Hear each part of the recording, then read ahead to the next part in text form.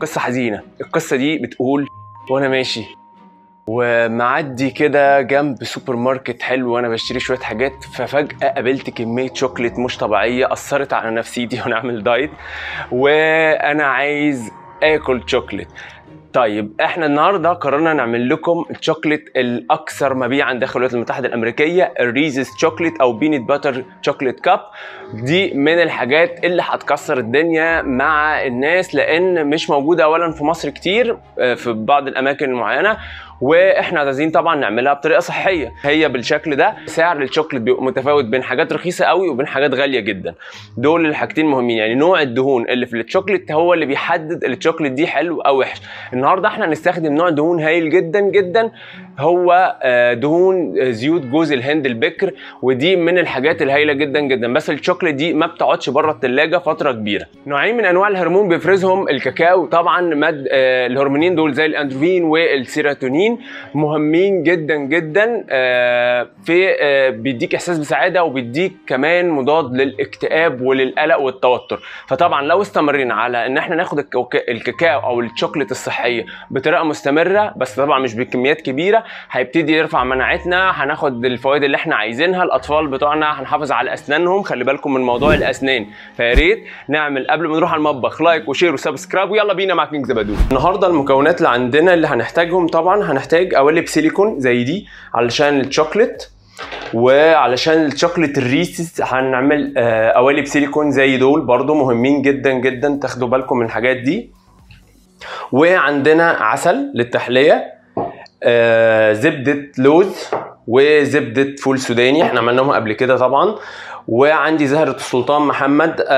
طبعا ملكوش دعوه باللي انا بعمله ده، انا حاشيها زهرة السلطان محمد، دي انا مجففها طبعا، وانتوا شفتوا اكيد حلقه التجفيف. ومعاها بعض الفراوله المبشوره، ومعايا حمص معايا لوز محمص، ومعايا هنا للمكونات الصغيره للشوكليت اللي هي بالعسل للاطفال دي هستخدم 30 جرام من الكاكاو الخام على 35 جرام او 40 جرام من زيت جوز الهند. هنا للريسس انا مستخدم حوالي 60 جرام من الكاكاو و75 جرام من زيت جوز الهند، ومستخدم ليهم حوالي 14 او 15 معلقه سكر دايت. استخدموا السكر الدايت لو اللي هو مخرز، انتوا بتشتروا اي نوع من اللي يبقى محبب قوي هتطحنوه في المطحنه علشان يديكوا كانوا سكر بودره، ولبن حوالي 35 جرام. كل المكونات دي لازم تكون بدرجه حراره الغرفه ما عدا البينت باتر وزبده اللوز.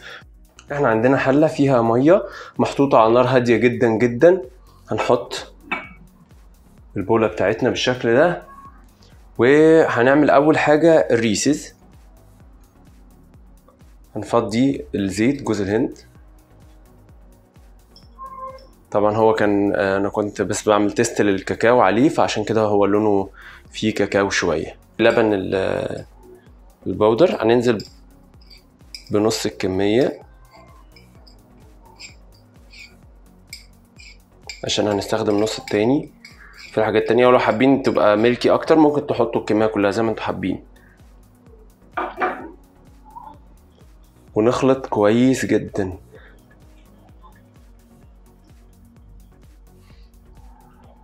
انتوا شايفين اهو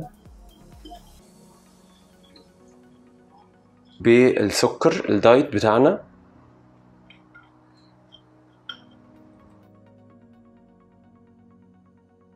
ولو احتاجنا، يعني لو انتوا بتعملوا، علشان طبعا اختلاف ان هو السكر واختلاف الكاكاو من حد لحد، انتوا لو حسيتوا ان الكاكاو مش سائل قوي وانتوا بتقلبوا، يعني حسيتوا ان هو انتوا عايزين قوام احسن من كده، ممكن تزودوا برضو تاني زيت جوز الهند. الكي هنا هو زيت جوز الهند، وهو ده اللي بيديكوا السنس بتاع اسمه ايه، بيديكوا السنس بتاع الشوكليت، وبيبقى طعمه حلو جدا بالكاكاو. دي الشوكليت الريسيس يا جماعه. لو حسيت ان السكر الدايت تخرز معاك سنه ما تقلقوش، انتوا مجرد ما تحطوا الكاكاو هيبتدي يظبط كل حاجه. هنضطر ان احنا نقفل عليها لما توصل درجه حراره 50، احنا نشيل على طول. وده بعد ما احنا رفعناها من على النار بنطلعها نحطها في مكان على اي حاجه كده بحيث ان هي تهدى شويه. ما ينفعش درجة حرارتها تزيد عشان ما يكلكعش معاك ويغير طعمها. فهنبتدي نقلب كويس. بعد كده هنرجعها تاني على الحلة بتاعتنا بالشكل ده مع التقليب عشان دي اخر مرة، وهنبتدي نرفعها ونشتغل على طول مع السيليكون. دلوقتي احنا خرجناها، هنبتدي ناخد بالمعلقة علشان نبقى احنا عارفين المعيار بتاعنا عامل ازاي. هنحط في السيليكون بالظبط بالشكل ده، وهناخد الجناب بتاعتها بالشكل ده. برضو مهم جدا تعملوا الحركة دي، لان لو حطيتوا الحشو هيطلع من الجناب، فملوش داعي خالص ان احنا نوصل للمرحلة دي.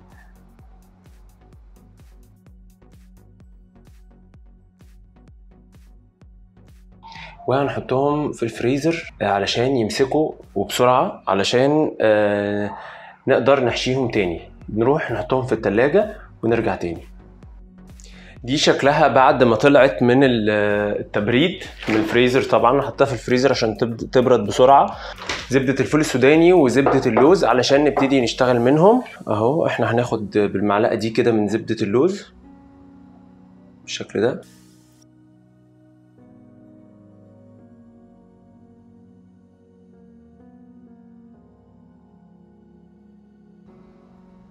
بس نخليه الحراف ما تجيش قوي علشان تعرفوا تعملوها، ما تبقاش لما تطلع ما تضغطش من تحت. انا هعمل 3 بزبدة اللوز و3 بزبدة الفول السوداني. دي التالتة.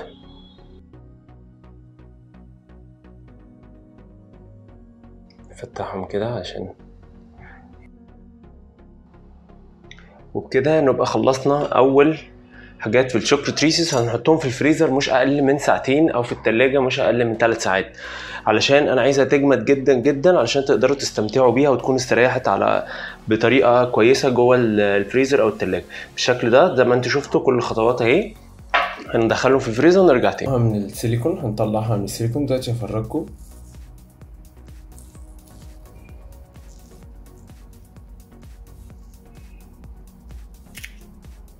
بصوا، شوكليت صحية جميلة جدا ريسس، وهنصورها دلوقتي لما نقطعها. احنا كده هنرجع نعمل الشوكليت التانية. هعمل لكم دي من غير لبن علشان تشوفوا برضو اللي من غير لبن بيبقى شكلها عامل ازاي. نحط الكاكاو ده الصغير، ده طبعا المقادير اللي هي الصغيرة الشوكليت العادية. هنبتدي ننزل بالعسل. درجة العسل على حسب حسب السكر اللي انتم محتاجينه. انا بحط حوالي 4 معالق عسل وندوبه كويس. اهم حاجه ندوب كويس. دوقوا الحاجه لو انتوا حاسين ان انتوا عايزين سكر تاني مفيش مشكله، يعني حسب التذوق بتاع كل حد فيكم. نرفع الخليط بقى من على النار. بعد ما رفعنا الخليط من على النار هنبتدي نحط سنه فانيليا ونقلب مكون كده بطريقه بسيطه. نحط نص،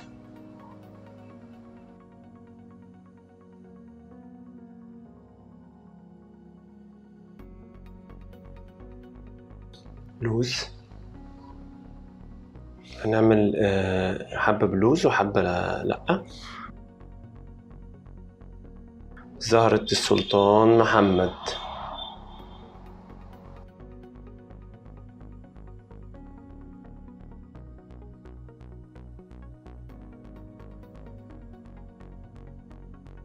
وهنبتدي نحط بقية الشوكولات.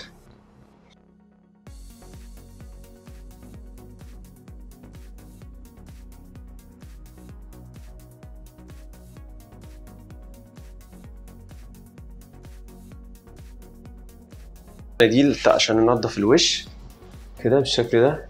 بالتالي كده معقول. هنحطها في التلاجة لمدة 2 ساعات ونرجع. جرب واحدة كده عشان أدوق.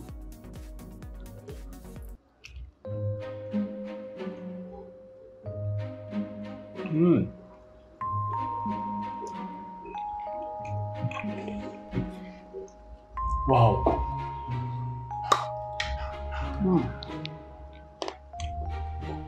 باي باي بقى، نشوفكم في الحلقه الجايه.